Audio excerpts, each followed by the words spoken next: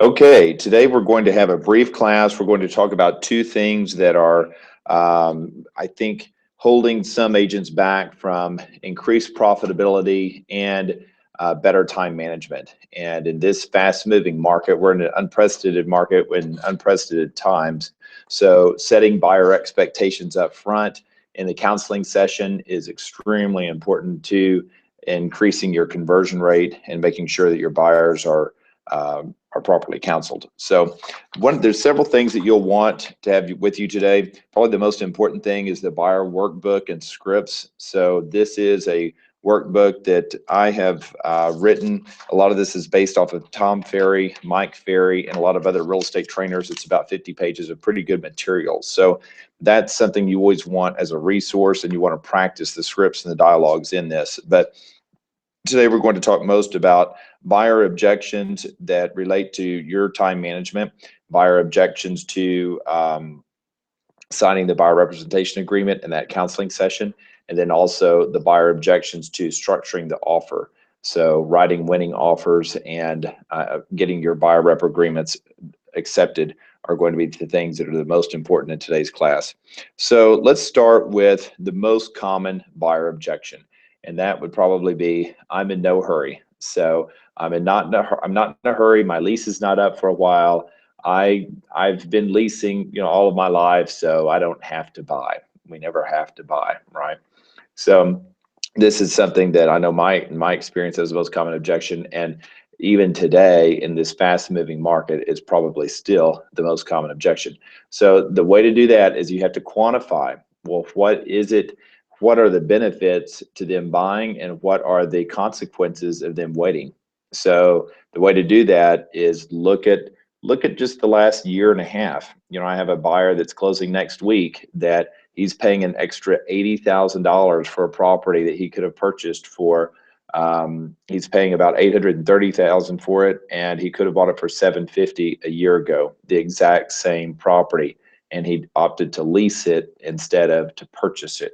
That cost an extra $80,000 out of his pocket just because he waited, and he was always leasing in the past. Leasing was easier for him, so it was an easier choice. It was an easier decision to just say, I'm not in a hurry. I'm living in this space, so it doesn't cost me any more money.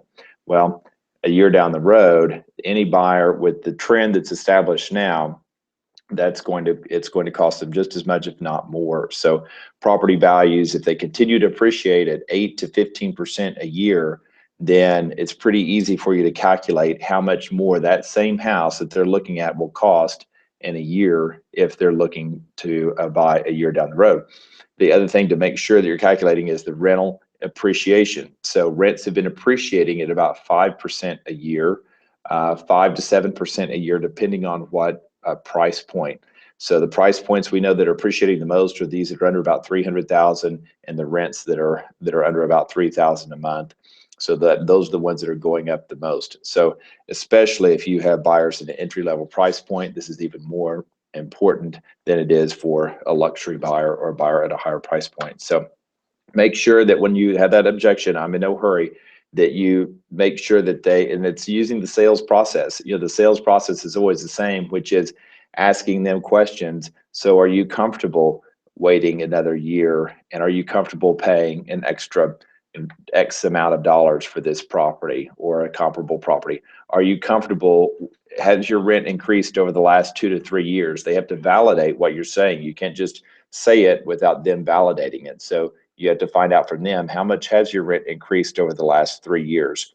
Okay, well, let's take that amount, and over the next 2 years or year, however long you want to wait, then how much, based on what it's been increasing, make sure that they see that. You also want to illustrate that. You may want to draw it out for them on a sheet of paper, go through the exercise. It's a cost benefit analysis is what we call this. So do that exercise with them.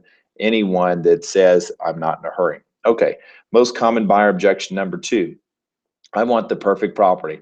So that sounds a little bit extreme. A lot of them don't say perfect property, but they say, well, I want a 3-car garage. I really want, certain things. And there again, let's isolate these objections or this specific criteria. When they say, I want X amount of square footage, or I want a property that's no older than 10 years old, or you have to put it in perspective for them and let them know, well, that's an ideal situation, and I'm always, as your agent, as your representative, I'm looking for the ideal situation. I'm going to work towards the ideal situation, but every day that we wait, the property values are going up. So let's look at what we have right now based on the current inventory, and then let's look at our options. If we don't act on what's available right now, what are we going to be looking at 3 months down the road or 6 months down the road? So yeah, a 3-car garage would be great. Right now at the price point that you're in, 2-car garage is going to have to work, and then we may even have to sacrifice on the age based on how properties are appreciating if we continue to wait to look for this perfect property. So make sure that you're, again, isolating the objection and finding out if that's the only objection, because some buyers, they'll give you multiple objections. So before you go through the process of selling them or removing that objection, make sure that you're isolating it to find out if there's anything else. So the way that dialogue would work is, so, Mr. Buyer, if I hear you right, if we find something with a 3-car garage, then you'll be willing to move forward and write an offer if we find a property that meets that criteria. Is that right? Repeat it back to them. Make sure that they affirm, yes, that's the case, or, well, actually, our in-laws may be moving in, so we really don't want to make a decision until we find out what the in-laws are going to do. Well, then you have another objection that you need to counter. So make sure you have all the objections before you start isolating the objections and countering them, going through your objection handlers. Okay, objection number 3, probably another most common objection we hear in this, which is, I want to offer less. So what would be a dialogue around that? I want to offer less. Mr. Buyer, I would love to offer less as well, but just last week, another buyer, I wrote the offer and it was X percent less than what the list price was. They lost the house, and the house ended up selling for X amount over the list price. So give them stories, give them experiences, recent experiences that are relative, that would indicate why offering less could jeopardize that house. Another hard question to ask, and these are the powerful questions that are important for you guys, is, if we lose this house, will you be over X amount of dollars? Will you be comfortable with that? Can you be comfortable, and make sure the husband and wife, or if there's joint decision makers, make sure they're in the room together. You're asking this together. You want to see the look in their eyes and how they respond to these tough questions. That's why asking these questions face to face many times is so important. So if we lose this house, is that something you're comfortable with? Another dialogue, a powerful dialogue that I've used many times is, Mr. and Ms. Buyer, I've seen a lot of houses, and I am strongly urging you to offer X amount on this house. And the reason is because I don't think I can find you another house like this once this one goes. So if it's a unique property, or if it's a property that that meets their criteria, and it's not just like another every other house on the block, then you need to be strong with your buyer. You need to make a powerful recommendation with your buyer and let them know that's your professional opinion, that if we lose this house, I don't think I can find you another one that will be comparable, that meets this criteria. It's your job to inform them and let them know that, but you need to know the market well enough that you can be powerful with your recommendations like that. Objection number 4, let me think about it. So this is something we hear a lot. Let me think about it. This is basically, anytime you hear this, or this could be basically a non-responsive buyer, someone that's just not returning your emails, or not returning your phone calls, that was hot to trot, and now they won't even call you back. So to me, that's a lack of motivation. So number 1, I'm in no hurry, and number 4, let me think about it, are buyers that are in the same pool. You have to increase their motivation. So anytime you get a hint, or you detect a hint of them trying to put you off, or maybe they're just not returning your phone calls, then that's where you need to drip on them more. You need to talk to them more about what is it going to cost them if they continue to wait. And that's pretty easy to quantify, and that's pretty easy to substantiate in this fast moving market, depending on what price range they're in and what market that they're in. So the other powerful question to ask if you've found a property and they say, let me think about it, is, well, what's the harm in moving forward now? There is very little risk by making an offer. You know, their only risk is if they accept our offer. And then if if we then execute the contract, and then the other risk is they actually, you know, we actually do write an option money check, and there's option money, which worst case scenario, you're out, you know, a few $100. So there again, your job is to isolate the objections and mitigate their risk. So you want to give them what are the downside scenarios if they wait on this and they lose the property, which they probably will. The upside scenarios if they don't, that this could be a property that meets your needs, and let's not lose it. The only thing that we have to lose is a couple $100 option money. So many times that the buyers get overwhelmed with the whole purchase process, and they think of the total dollars that are they feel like they're at risk at this purchase price. Well, you know, the contract is much more complex than that. You have the option to walk away from it for any reason. If you just don't feel like 9 days later you want this house, all you have to do is tell me and we terminate the contract and you get your earnest money back. So you're out a couple $100. You know, in this fast moving market, when prices are moving up almost a full percentage point a month, is it worth it to not move forward on this over just a couple $100? And probably not. But you have to ask them that before you'll get a response. I want to look first before talking to a lender. So this is common on a property call, on a sign inquiry, or internet lead. I want to take a look, or I just want to look at this before I talk to a lender. Well, there's several ways you can handle this. One is pitching it, throwing it back to the seller, blaming the seller or the listing agent. The seller wants qualified buyers to go through this house. They don't want me to show this house unless they have an approval letter or unless they have a proof of funds. So I can tentatively schedule the appointment, but I can't confirm the appointment until I have that in hand. Does that make sense? And that's, there again, asking them that question, getting that acknowledgement, does that make sense, is a real important question for them. Another reason would be just simply because of the sheer movement of the market right now. So, Mr. Buyer, it wouldn't be fair to you if I show you this house and you like it, and then we don't have, we can't generate an approval letter fast enough to get our offer accepted. And I don't want to show you something that we're not, we don't even have a chance at getting. Does that make sense? Are you comfortable? Can we, if you just do a verbal approval over the phone, or if I get an approval letter from my lender, they can do this in 20 minutes, and it's a pretty seamless process. They try to make it as pain-free as possible, so that way at least I have an approval letter. So if we do want to move forward with an offer, then we can do that. You know, the market's moving so fast right now. If you're showing them in the evening, and you can't expect your lender to get an approval letter that night. You have to have that approval letter in hand, write that offer that evening, have it to that agent immediately. So there again, that's an expectation that needs to be set up front when they first inquire about the property, or when that buyer is first referred to you, setting that expectation up front as far as how quickly the market's moving. And another powerful question you must ask every single buyer before you show that buyer is, if you're comfortable with this property, when I show it to you at Tuesday at 4 o'clock, will you move forward with an offer? Are you comfortable making an offer on it? Is there any reason why you wouldn't want to make an offer on it if it meets your needs?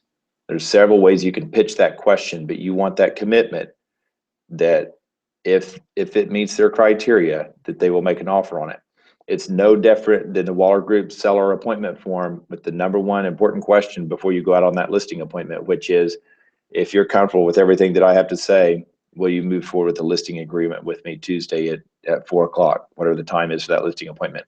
Same goes for this buyer counseling session or for your buyer appointment. And the reason that those questions are so important is because it flushes out so many other objections. Another one would be, we're not working with an agent. We're going to work with a listing agent. We're just working directly with listing agents. So the way to handle that is, so the listing agent, they're representing the seller.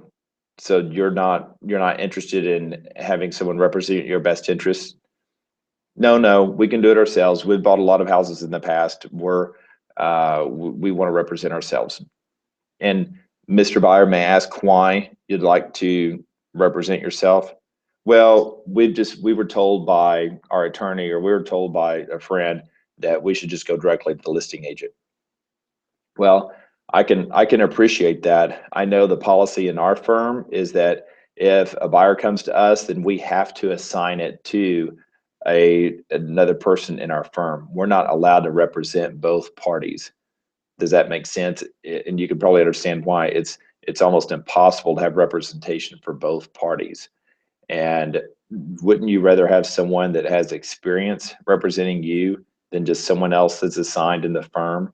Or wouldn't you rather have someone that's experienced working with buyers and representing your best interest? And that's where your negotiation skills are so critical to come in. You have to sell them again on your services. How is it? You have to give them some nuggets. How is it you're going to negotiate a better deal for them? Well, number one, if it's a multiple offer situation, getting their offer accepted by asking the right questions for that listing agent. And number one, by finding out what you need to do to make sure your offer is better than the other offers.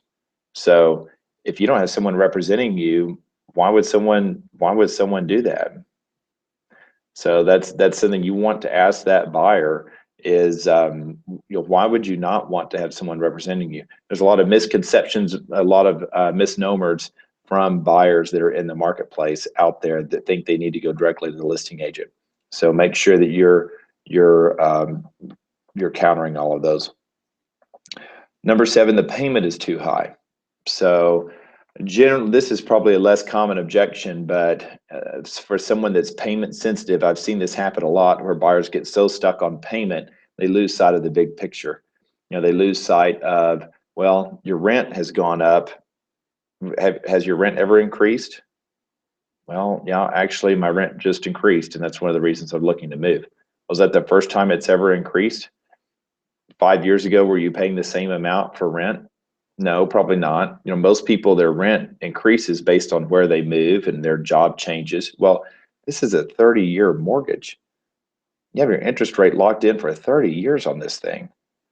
So, one of the things that any financial advisor will tell you, and I would encourage you to talk to your financial advisor about this, is that you generally should buy a little bit more than you can afford initially, and sometimes buy more, what you can really afford in 3 or 4 years, because you probably want to live here for the next 10 years. Most buyers own a home on average for about 8 to 10 years. So you don't want to buy what you can afford right now, and then 3 years, 4 years down the road, you're used to rent increases, or you're used to your job promotion and making more money, and then you need to have a bigger house. So let's think about this. Let's look at the big picture here, and let's look at it from a financial perspective, from the way that a financial planner would look at it. And talk to your financial planners about this. Talk to them about this, because they'll tell you the same thing, and any financial planner will tell you that. So make sure that you're giving them proper recommendations there. The most common buyer objections to making a good offer. This is extremely important, and this is could also be a completely different training module. So this is something I'd want you to really rewind or pay attention to when you're actually structuring offers, because these are common objections we get all the time. So number one, we want to offer, of course, less money. So we've already talked about that. As far as the price, offering less on the price, that always needs to be in the buyer counseling session. Keep in mind, guys and gals, that should have already been discussed before in that buyer counseling session, because once they find a property, it's the greedy realtor, right? So they would think that you're just trying to get them up on their offer because you wanted to get that sales commission. So that's why it's always important to make sure you've first coached them on the price. on they need to offer sometimes over list price or go in at list price depending on if we're competing for the property, and that should have already all been taken care of. But still, sometimes you'll get that objection again, even though you've already coached them hopefully on that. You'll get it again when you do find a property. Well, we want to go in a little bit under. But normally, from what my experience has been, my personally, the people that I've represented over the last year, my offer acceptance rate has been about 80–85%. So I don't know what yours has been, but as far as the offers that I write that get accepted, seems like it's been about 80 or 85%. Now, again, about 30 to 40% of the buyers that I represent that I'm writing offers on, these are not even properties in the MLS. These are properties that I'm finding, you know, outside the MLS. So that's, you should be doing the same thing, you know, sourcing properties also outside of the MLS in addition to the ones that are in the MLS. But as a general rule of thumb, based on this market and based on my results over the last year, I'd say 80 to 85% of the time you should be getting your offers accepted. If not, I need to know about it. Let me know so I can help you and coach you as you're going through this process. But okay, so the most common offer objections or to writing a good offer would be, number one, the price again, which, like I said, hopefully you've already coached them on. Number two, we want to offer a lower option fee, or, you know, we want to offer $100 option fee in a competitive situation. Well, that's a joke. You need to offer $200 to $500 option fee if there's any chance that you're competing for that property with other offers, and they need to understand that. We want to put less money down. So maybe we're planning on putting 20% down or 30% down, but just to be safe, write the offer with 5% down. That's a good listing agent's going, that's one of the first things they look at, is other than the price, they're going to look at how much down payment are these people putting? What's their option fee? How much skin do they have in the game? How committed are these buyers? So that's one of the things that you want to have cash offers or as much of a down payment as possible. If you have someone that's doing a hard money loan, or if it's a property that is not contingent on financing, then I would say at least 20% down and 20% earnest money. So 10 to 20% earnest money. So that's another objection that you'll get a lot. We want to put less earnest money, $1,000. Well, that's a joke too. Anyone that puts $1,000 earnest money down it's just not, that they don't know the current market. So make sure your earnest money is at minimum of 1% and closer to 10% if it's a cash transaction. It needs to be 10 to 20% earnest money minimum if it's a cash transaction. If they're putting 10 to 20% down, I would say 2 to 5% earnest money, again, depending on what you're competing with. But they're going to call me. We need to work through these things sometimes. We want a delayed closing. So I need to get 60 days notice in my apartment complex. So maybe a 60-day closing would be best for us. Well, keep in mind, why would that seller accept a dime less than their list price if most closings are going to be 30 days? You know, there's so many cash transactions right now. A lot of closings are 30 days. So why would they take it off the market for an additional 30 days and take a lower list price? I know if I'm the listing agent, I'm not going to recommend my seller to take an offer like that.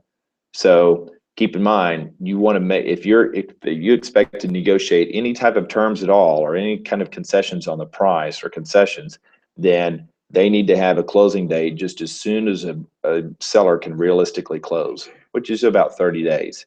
So keep in mind, if they want a longer than 30-day closing date, then they're going to have to come up on their price, or they need to be more competitive with their offer than what a typical offer would be, because that's just like asking for a seller concession, and it's just like asking for a buyer a closing cost paid for by the seller, as if you're asking for a delayed closing. So especially in this market, we want to ask for closing costs to be paid for by the seller. Well, it's not such a common objection anymore. We don't see it as much as we used to, but still you'll occasionally get that. And there again, you'll want to coach them on, first, Mr. and Ms. Buyer, let's just get our offer accepted. Let's focus first on getting an offer accepted, and then we can go back and possibly ask for closing costs after we complete the inspection repairs and increase the price and maybe ask for more closing costs. You do not want to ask for closing costs if you're in a competitive offer situation. It weakens your offer. It's just like offering less earnest money, or it's just like offering a delayed closing time, or it's just like offering less than the list price, is if you're asking for buyer paid, I mean, your closing costs paid for by the seller. So make sure that you focus on getting their off, making the offer as clean and as precise and uh, as good as possible up front. And then after the inspection, then that's when you, and this has just been my personal experience, then that's when I tidy up the contract and I am working on refinements. So if we need to change the closing date, if we need to add in some concessions, if we're going to, there's more repairs than what we thought, so maybe we're going to change some of the terms. If it doesn't affect the seller's bottom line, typically we can. Sometimes even if it does affect the seller's bottom line, if they know, well, yeah, I had 4 offers when I accepted your offer, but those people have gone away. So now here you're ready to remove your financing contingency, you're ready to remove your option period, and they just need to take a reduction of 5,000 or whatever you're asking for, then you have a much better chance of getting that reduction then when there's not other offers on the table or other offers you're competing with than you do when it's at the auction process at the beginning when you're first making the offer on the property. So hopefully that makes sense, and hopefully you guys are doing that. We want to ask for repairs from the seller. Another common objection, we want to ask for repairs. In this market, most sellers are not making repairs. So that's like asking for a buyer closing costs. It's just not customary in this market. So make sure that you set that expectation up front with your buyer. Setting the expectations in those buyer counseling sessions is so important, and letting them know, you know, we're not buying a new house, so we can many times negotiate a residential home warranty, and sometimes we can even get the seller to pay for that. But as far as negotiating repairs or closing costs in this market, we're lucky just to get our offers accepted. A lot of buyers that have to make offers on 4, 5, 7 houses, and I don't personally, but this is what I hear from other agents. They're making offers on 4, 5, 6 houses before they're getting offers accepted. So to me, they're not making their offers right. There's something they're doing wrong. But if that's your case as well, you want to make sure you're coaching them up front in that buyer counseling session, because every house they lose out on, every offer they don't get accepted, then the next one's going to sell for more, right? Because that next seller, when that property comes on the market, they're going to see the other ones not just went under contract. So what are they going to do? Ask for an extra 2 to 5%. So that's real important to properly coach your buyers there. So follow the, I'll wrap it up with that, but follow the scripts and objection handlers in here. And then also those that I just went over, I'm going to try to work into the workbook and include that in an updated workbook here in the next couple weeks. You guys have a productive and profitable week. Thank you.